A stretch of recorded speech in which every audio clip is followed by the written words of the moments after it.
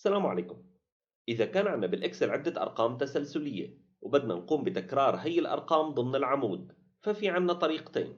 الطريقة الأولى بتعتمد على إني حدد الأرقام التسلسلية وبعدين اضغط على كنترول واستمر بالضغط عليها واعمل سحب بهذا الشكل، فبكون حصلت على المطلوب.